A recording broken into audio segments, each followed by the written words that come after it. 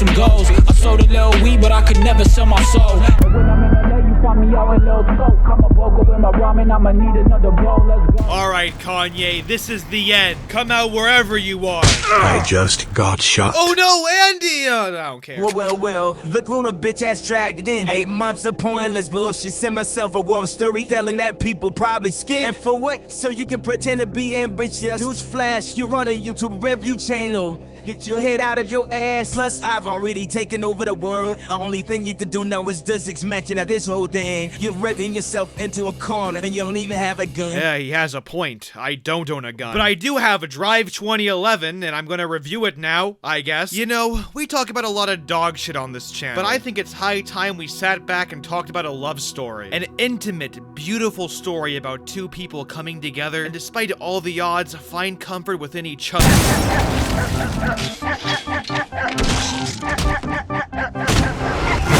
Yeah, you thought, motherfucker. But you know what? There is actually a point I'm trying to make here. Drive, directed by Nicholas Winding Refn, is a deceptive movie. If we judge the movie by its DVD cover and title, you would think it's some generic high-octane action movie. Something the film almost immediately subverts. Here, let me show you. This is a scene from Baby Driver.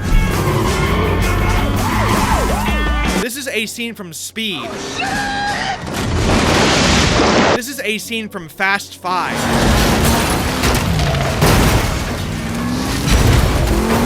Now here is a scene from Drive. Make no mistake, this is not the movie you think it is. There is action and driving in the movie. The main character is a driver. But this is not a high-octane action movie. This is a character study a la Taxi Driver. And I think that turns a lot of people off from this movie, to the point where it's kind of misunderstood. Look, Sheffrillis Productions, I love you, man. You're a good creator. But I've seen your Letterboxd, Batman, and you're out here giving Drive 2 stars, saying it's boring and unnecessarily gory. Now, I'm not trying to invalidate anyone's opinions here. Drive isn't for everyone. But there's something interesting about this criticism. I've criticized slow, boring movies before. Films that just meander with slow talking scenes. And on the surface, Drive is no different. There are only about 3 action scenes in the whole thing. And yet, that's also why Drive is so great. And in fact, if you remove any of these scenes or even sped them up a little bit, you would be removing the core genius of this movie. And goddammit, Ryan Gosling is sexy, okay? I support it up in my cup, she got she pull it up, she sucking on this dick, she got sticky. I stab you in your back and phone, fuck with you like Ricky. I can't trust it, so I keep this sleep on me, look.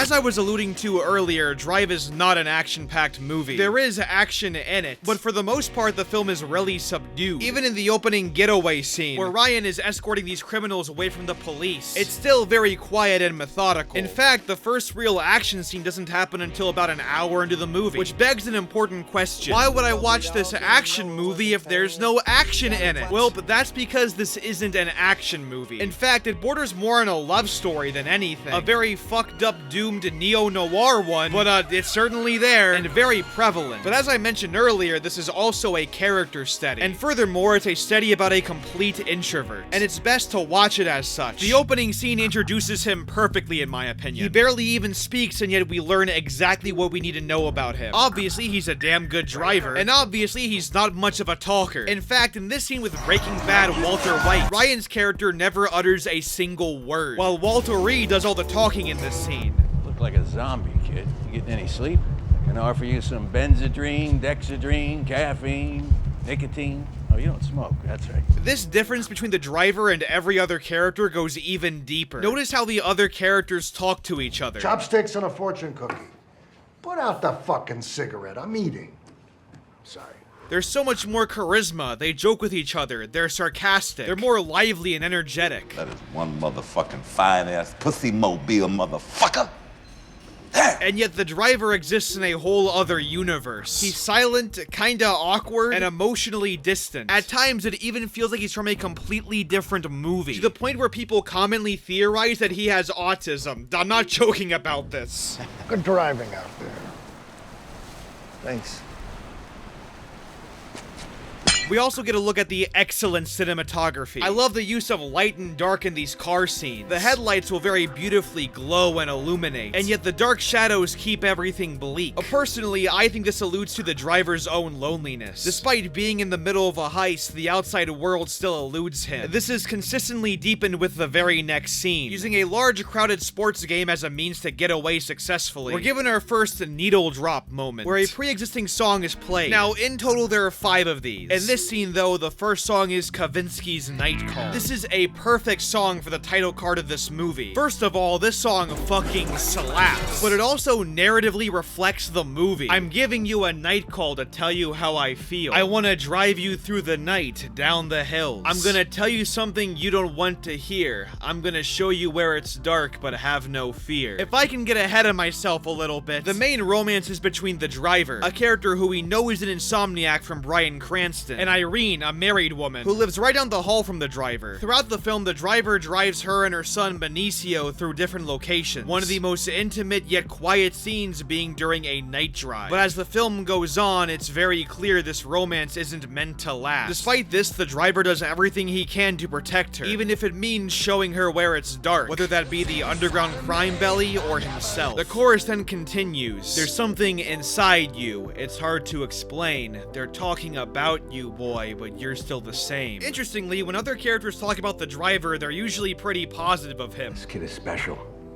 Been working with him for a while. I've never seen anything like it. You put this kid behind the wheel, there's nothing he can't do. Except maybe You're Still the Same refers to something else. The fable of the scorpion and the frog is alluded to throughout the movie, both on the driver's jacket and even in dialogue. In my opinion, the lyric, "But you're still the same," refers to the driver's psychotic and violent nature, which unravels in the later part of the movie. This ends up harming Irene and putting her deep in danger. And yet, this violent nature is just the driver, a deep-seated problem within him. We then get a scene that establishes the driver's day job. He's a stunt driver for movies. It's also worth noting that according to Ryan Gosling, he believes the driver himself has quote-unquote watched too many movies. The driver himself might be disillusioned with life and believe himself to be the hero of his own movie. This isn't explicitly stated in the movie, but it's certainly implied. He works on a movie set, for example, and he even puts on a mask. This mask comes up later in the movie. To me, this mask represents Ryan's own fantasies and his beliefs of him being a Hollywood hero. It can't be a coincidence that this mask is from a Hollywood movie set. But also, notice his name, or lack thereof. I've been calling him either the driver or Ryan Gosling up until this point. That's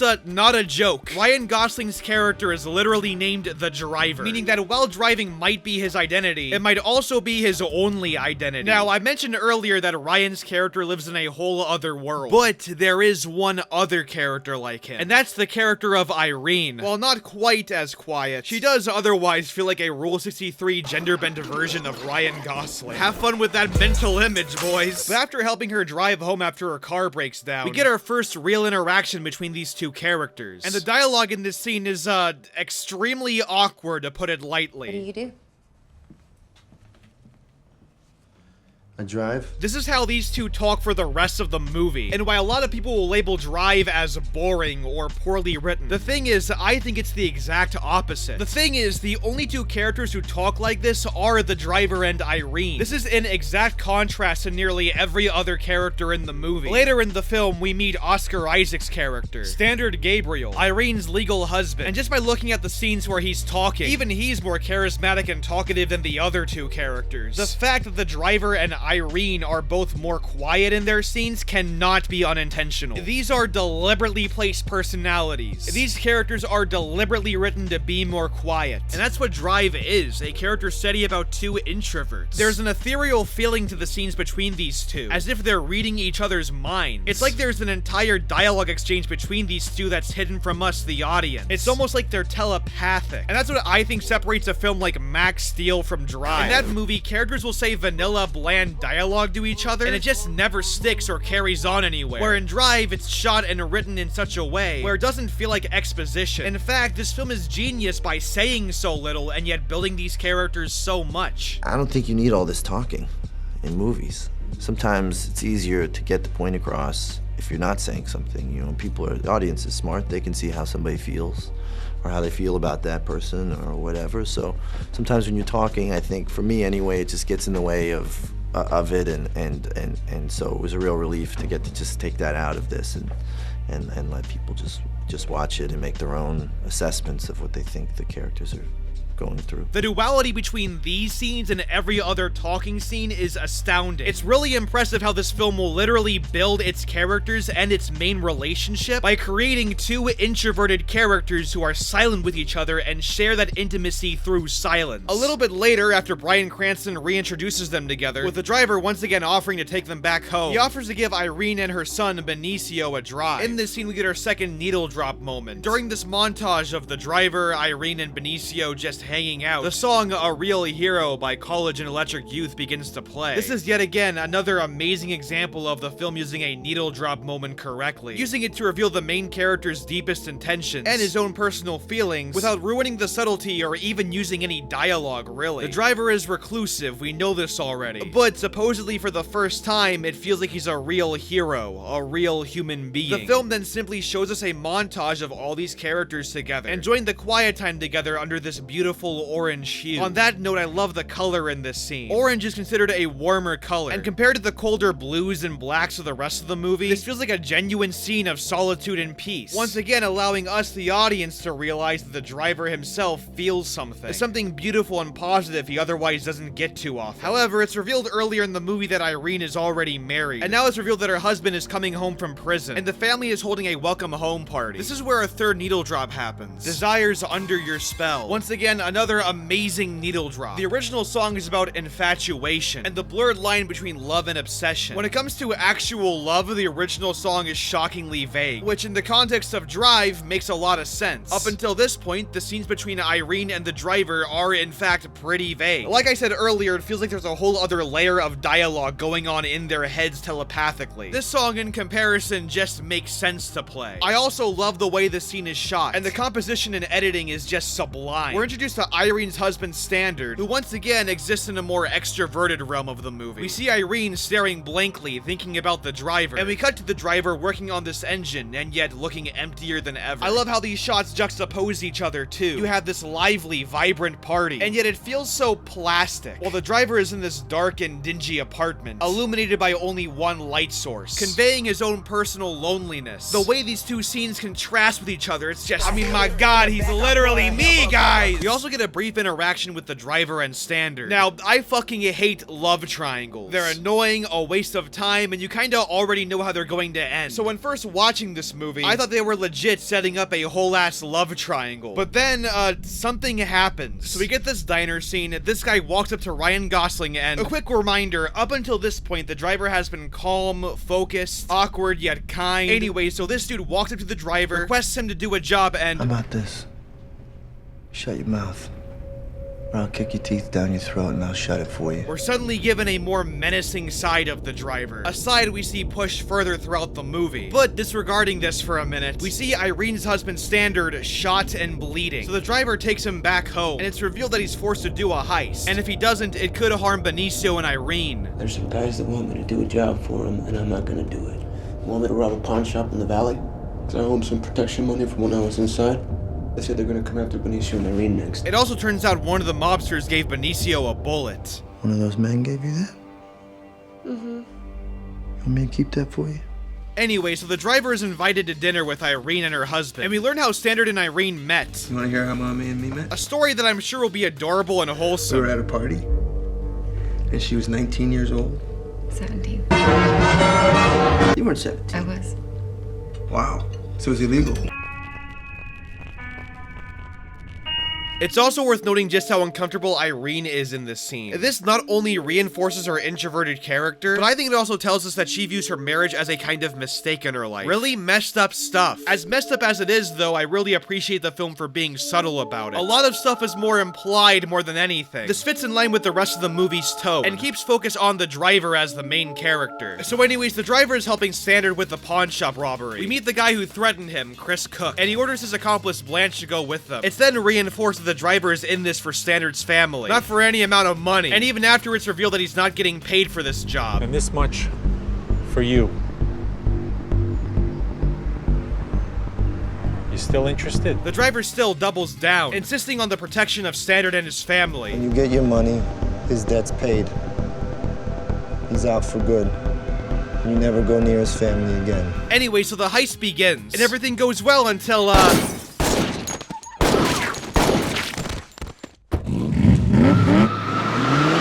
Standard is now shot and killed, with the driver and Blanche narrowly escaping alive. The two of them then hide in this motel room, where meanwhile news of Standard's death reaches Irene. The driver, however, watches a news report that claims that Standard worked alone. It was truly more sus than a character from Among Us. The driver begins getting suspicious. He saw you get in the car. And why didn't he say anything? I have no idea. Hello? Base department. So the driver interrogates Blanche, and after one or two subtle winks and nods, we're finally given confirmation that the driver is a complete fucking psychopath. Notice the lack of emotion on his face in this scene. The quiet and introverted driver is suddenly subverted, and staring us in the face is a giant emotionless red flag. Oh, you just got a little boy's father killed. You almost got us killed. And now you're lying to me. This makes for some really interesting character development, however. The best way I can describe it is like, you ever had that one friend, someone who seems really cool and nice the first time you meet them, but then they end up showing more and more red flags, and it's really uncomfortable to witness? That's kind of like what the driver is like. People tend to make fun of Drive for Ryan Gosling just kind of staring for the whole movie. Anything else?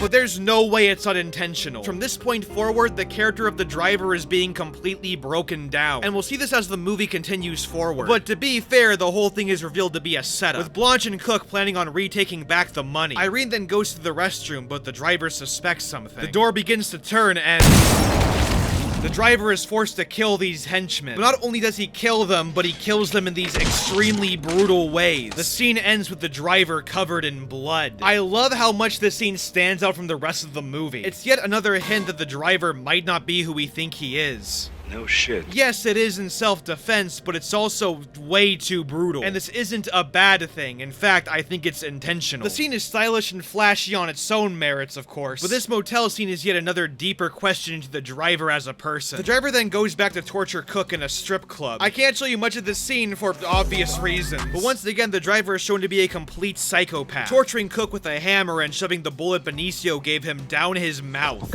Damn. At this point, the driver is balancing on this tight wire act. In fiction, there are likable characters and there are unlikable characters. A character like Luke Skywalker would obviously be a likable character, someone who has a lot of likable traits and grows up as the story goes on. And then there are unlikable characters like Walter E. White from Breaking Bad. My name is Walter Hartwell White.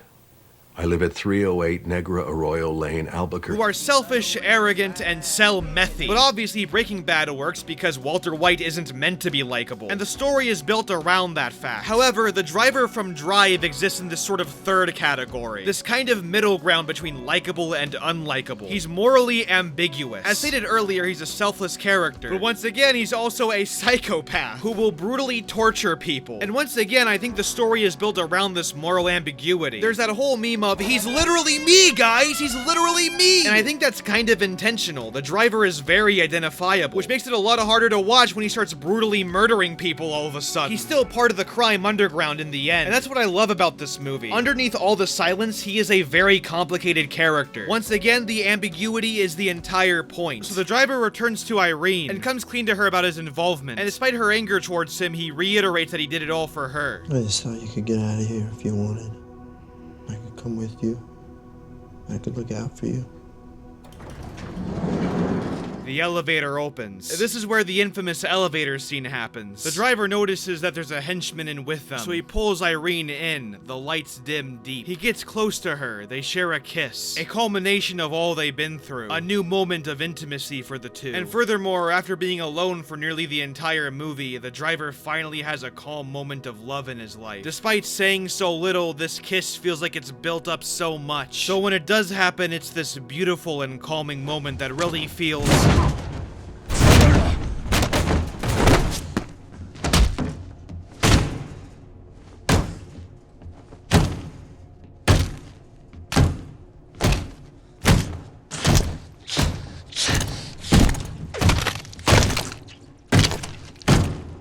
Yeah, Yeah, you thought, motherfucker. Okay, but in all seriousness, this is easily the best scene in the movie. This romantic moment being built up, yeah, that's perfect, that's great. And Ryan Gosling stomping someone's head in, yeah, amazing, phenomenal contrast. But what I personally also think is amazing about the scene is when you pare it back a little bit. This is essentially one massive summary of the entire movie, and how the film will go from beautifully intimate to brutally violent. Furthermore, this scene on its own is a culmination of the driver's character. Similar to how in the Scorpion and the Frog story, it's in the scorpion's nature to harm the frog because he's a scorpion. The driver is still part of the underground crime syndicate. This psychopathy is still in his nature. In the end, he's still morally ambiguous. I mean, he is protecting Irene, but he does it in this absolutely brutal, gruesome way. Straight up, bro, this scene goes fucking hard. One problem now, though, Irene is completely mortified. Long story short, the big bad mobsters know about Irene now, who are, by the way, built up over the course of the movie. I just failed to mention that because this video is a total fucking mess. So long story short, the driver grabs this mask. The mask he used earlier in the movie for the stunt driver scene, and finds out that Bryan Cranston has been killed. And as his body fades away, you hear the second last needle drop moment. The song Oh My Love plays. It's a song sung by Katina Raniere. It was originally made for the movie Goodbye Uncle Tom, a film you should absolutely not look up. I'm serious. Furthermore, that movie has a lot of, race-related themes, but from what I understand, the song is meant to juxtapose what's happening in the movie with this beautiful, elegant song. Very similar to how Drive will have multiple juxtapositions. Introversion and extroversion, love and violence. And on that note, the song is very beautiful, which is pretty much the actual reason Nicholas Winding Refn puts it in the movie. You also used the love theme from this movie in Drive. He actually uses that on the soundtrack. The whole Richard Stellani music for these films, starting with Mondokane, is just magnificent. And it had this incredible, beautiful theme song. So when I was working on Drive, even when I was doing the script finish, I decided that this song was certainly going to be in the movie. So this Oh My Love was the first song I chose for Drive,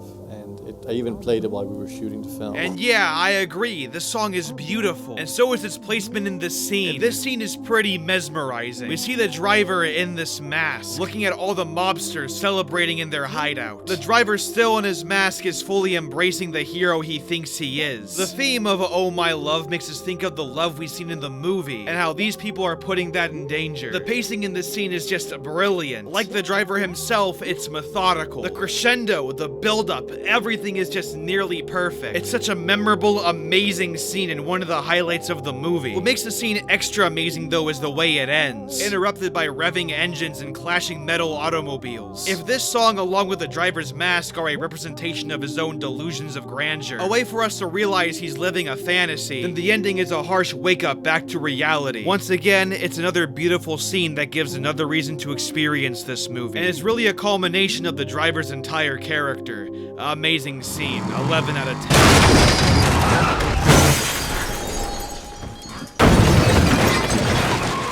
Yeah, don't forget, the driver is a fucking psychopath, drowning one of the mob dealers in the ocean. And a scene that's once again excellently shot. I love how threatening and menacing it is. This is another allusion to the Scorpion and the Frog story. This is confirmed in the very next scene, when the driver talks to the mob boss. You know the story about the Scorpion and the Frog?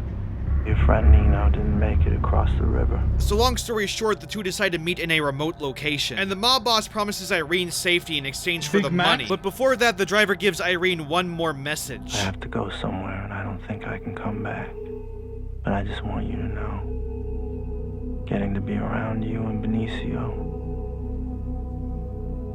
was the best thing that ever happened to me. The mob boss then attempts to kill the driver, but not before the driver kills him first. The driver, now wounded, gets back in the car, and with the money and the corpse left behind, we get one last needle drop, a real hero played again, signifying the end of the driver's character arc. He's now a real hero, a real human being, but with extreme cost. We get one last shot of Irene knocking at the driver's door, but with no answer, with the titular driver driving off into the night, never to be seen or heard from ever again. And thus concludes our our journey. Once again, back to the intro, a lot of people call Drive boring. But the thing is, I really don't think it is. Yes, it is a very slow movie, but it's methodical in that. It's beautiful. These quiet moments really feel intimate, and yet the moments of violence are so abrupt they have to be intentional. A lot of people see themselves in the driver. He's lonely, delusional, and psychotic, and yet at the same time, he's trying to do the right thing, proving himself to be a real human being. And in the end, I think that's what Drive accomplishes. Drive is certainly a slow movie. It takes a while to build up, but in these slower scenes are intimacy, humanity. You can fill your movie with pointless exposition all you want, but Drive recontextualizes that, and gives a film that I think we can all see ourselves in. Maybe in the end, the real human being was all of us, all along.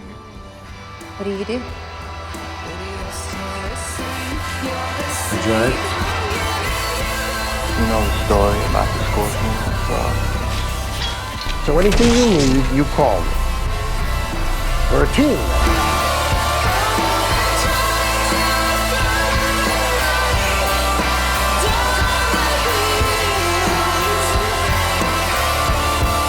And no talk, bitch, you're getting bored. Me, I'm finna find myself back in the Kim Kardashian's pussy. Kim Kardashian is dead. What? Yeah, her body was being eaten by a bunch of vampires. We saw it on the way here, dude. Vampires that you created, by the way. Oh my God, I killed her. Yes, you did. I told you to channel your emotions into something positive. And you know what you did? Destroyed the world. And got a bunch of people hurt in the process. The thing is, Kanye, I really do get where you're coming from. But where it led you to is something you will never be able to get out of. Even if Kim were still alive, I'd bet she'd want nothing to do with you. You two are incompatible. You should have realized this earlier. And you should have focused on leaving instead of whatever you're doing now. Creating art, being a better person. Taking your anger out on the world won't solve anything. And now you have to learn that the hard way. Hey, did I miss something? I just killed Kanye. Holy shit, LeBron, what the fuck? I was in the middle of a speech. We could do like a redemption arc and stuff. Now this is funnier. Plus I just put the keys in this vampire generator thingy. What? No, it's not funnier. People died. The world is going back to normal now. I thought we weren't doing the whole Deus Ex Machina thing. That was the joke, wasn't it? The joke is that we are doing the Deus Ex Machina thing. It's a self-aware irony thing. So that's it? We just go home then? Yeah, pretty much. Maybe if we're lucky, we'll be considered a subversive meta-fictional masterpiece by somebody on YouTube. If we're really lucky, we may even be called postmodern. Well, I guess that's the Kanye lore, I guess. So much for that. How do we even end this video? We can't just end it here. Fuck you in the lanes you came with. Me and you ain't on the same shit. You ain't in my lane, bitch, nah. Throw that shit in fifth, rollie on my wrist. Ay, baby, you a star, I'm my only wish. I'm counting blue hundreds, I'm too money. Ay, and my little bitch, she too lovely. Yeah, hanging up and calling me right back. Ay, baby, why you calling me like that? Yeah, getting high with the seat, lay back. Baby, gon' relax, yeah. Ay, they don't know the half, yeah. No matter what happened, I got your back.